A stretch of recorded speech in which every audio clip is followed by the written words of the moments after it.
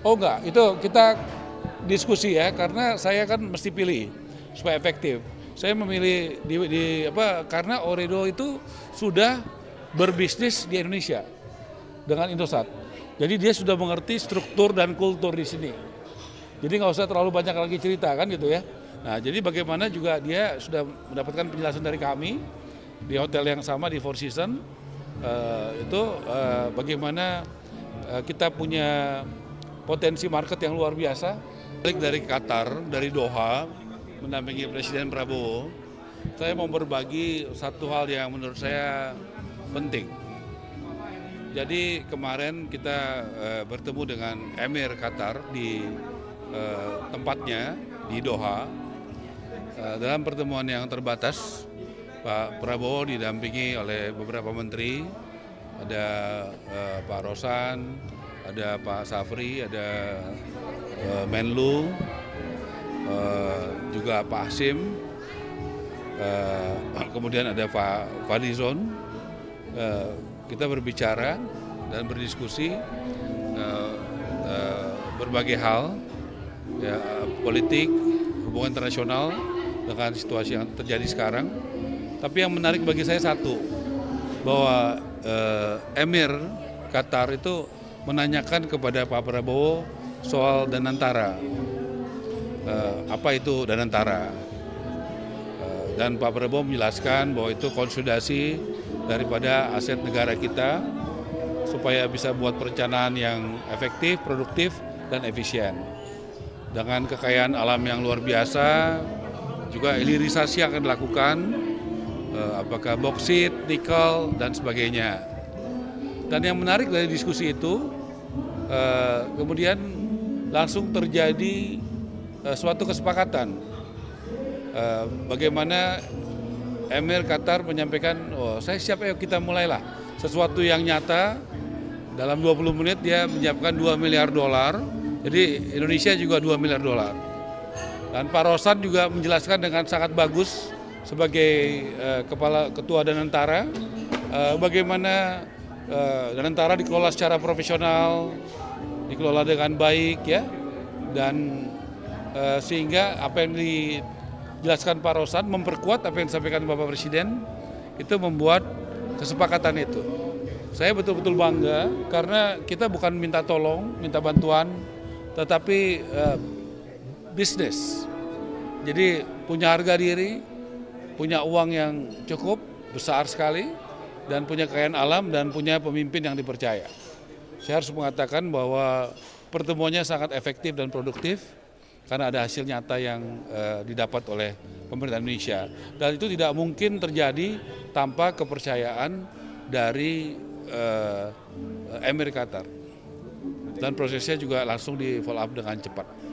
Saya pikir itu kabar baik yang harus saya sampaikan. Itu maksudnya dana bersama untuk investasi di Danantara? Untuk investasi bersama-sama. Nanti tentu akan dipilih. Kalau investasi kan kemarin juga saya bertemu dengan Ooredoo ya di sektor bidang bisnis perumahan dan juga Standard Chartered di luar agenda resmi kenegaraan. Saya ada 2 meeting bisnis, dan dari Ooredoo juga, karena Ooredoo tuh sudah ada di sini kan dengan Indosat, dengan Hutchinson, kemudian juga Standard Chartered juga saya ketemu dengan CEO-nya, dan malamnya saya ketemu dengan tenaga kerja Indonesia yang ada di Jordan, di Doha, berkat jasa baik Pak Dubes. Saya sampaikan bahwa bagaimana para pahlawan devisa kita tahun ini yang sudah ada dananya 220.000 rumah untuk rumah subsidi. Dan dengan dukungan Pak Prabowo dan Gubernur BI dan Ibu Sri Mulyani, kita juga dengan pelonggaran BI terhadap GWM, giro wajib minimum dari 5 jadi 4%, kita juga bisa membangun tambahan 220.000 rumah lagi cadangan. Dan rumah komersial 100.000 lagi. Nanti mungkin hari Kamis atau hari Rabu saya akan ketemu dengan Gubernur Bank Indonesia untuk bagaimana kebijakan fiskal dan moneter itu juga didukung parlemen, didukung Pak Dasko dan juga oleh Pak Misbakun, Ketua Komisi 11, sehingga kita bisa menggunakan power aset dana-dana dari negara secara efektif.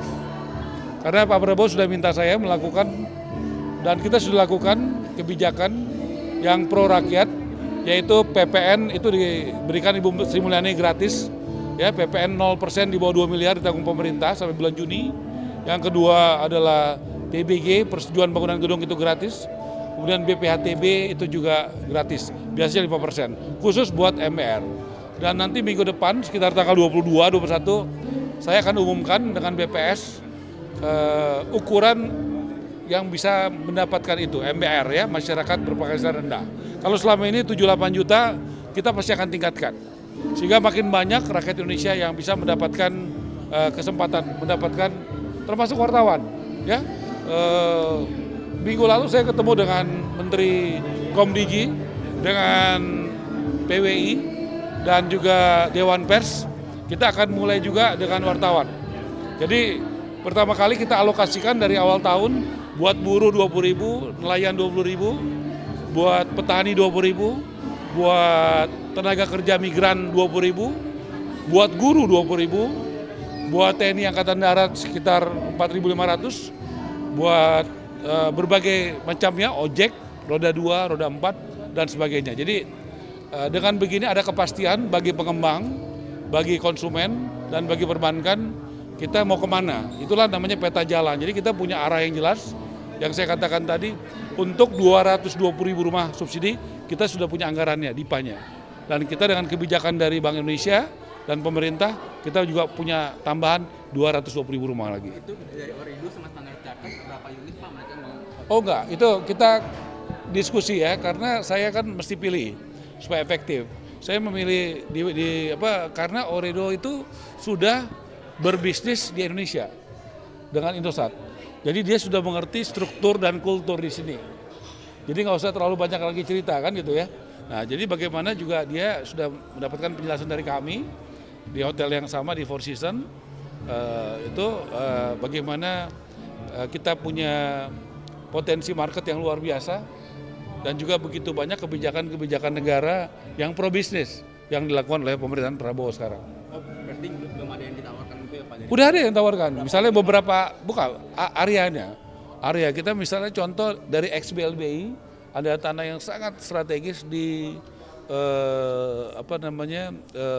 Karawaci, itu sebelah lapangan golf, di situ luar biasa, ada kampus yang besar, sekolah yang besar, dan rumah sakit yang besar, dan beberapa titik lagi. Jadi tentu kita menawarkan sesuatu yang menarik, supaya bisa direspon positif oleh investor. Kalau Standard Chartered mereka berapa unit? Gini, Standard Chartered kan sudah lama beroperasi di sini. Kebetulan yang ngaturin di sana adalah CEO Standard Chartered yang ada di sini. Jadi saya ke sana, ketemu di kantornya, dan responnya juga sangat positif. Kita akan tindak lanjuti lagi dan akan datang ke sini pada waktunya. Saya akan kasih lihat lahan-lahannya. Karena kemarin kan lewat foto, video. Nanti kita akan tur lahan-lahan yang sudah disiapkan oleh Pak Erik dari Kementerian BUMN, ada dari PTP, dari kereta api dan sebagainya. Dari Seknek juga ada beberapa lokasi yang strategis, ya seperti di Kemayoran, kemudian di beberapa titik lainnya. Kemudian juga dari KPK kami mendapatkan dukungan lahan juga, dari Kejaksaan Agung juga, dari koruptor, bagaimana tanah-tanah dari koruptor itu bisa dibangun untuk perumahan bagi rakyat Indonesia. Berarti untuk rumah subsidi semua ya Pak? Enggak. Oh, ada vertikal. Kalau bisa mix, supaya nanti kalau dia di mix, ada yang subsidi, ada yang komersial, ada yang mix. Kenapa mix? Mix itu bagus sehingga nanti orang kan kayak kemarin tadi malam saya di Doha itu ketemu dengan satu anak yang dia punya penghasilannya di atas 100 juta. Dia bilang, Pak saya nggak perlu rumah subsidi, saya butuhnya rumah komersial. Jadi tentu itu bagian yang saya harus urus, tidak hanya rumah subsidi, tapi juga yang rumah komersialnya. Oke ya? Berarti tadi 220.000 rumah yang sudah ada dan 200.000 pendanaannya sudah ada. Sudah ada. Ya, dan sudah mulai dialokasikan tadi ya, petani, nelayan, buruh tenaga migran, ya, guru, ya, TNI, kepolisian, ya, begitu. Wartawan ya. Udah ada di media kan, udah baca. 20.000 lagi cadangan dan 10.000 untuk komersil tadi. Gitu ya. Kalau komersial dari kebijakan BI bukan 10.000, kita sudah disiapkan dana 100.000. Kalau harganya satu rumah 400 juta. Asumsinya begitu. Pak, minggu ini bakal manggil bos Lipo lagi Pak? Ya, kita sudah sampaikan karena kemarin kan Pak John Riyadi WA saya, dia lagi di luar negeri, oke saya bilang saya tunda, tapi saya minta Anda datang dan saya sudah laporkan kepada Presiden minta hak-hak rakyat harus dibela dan dikembalikan dan kita memang banyak sekali pengaduan di soal perumahan. Karena saya dapat info dari YLKI, Yayasan Lembaga Konsumen Indonesia, dan dari Badan Konsumen Indonesia itu badan negara, kita serius kita membuat 911 benar PKP, ya sehingga aduan-aduan itu bisa ditindaklanjuti.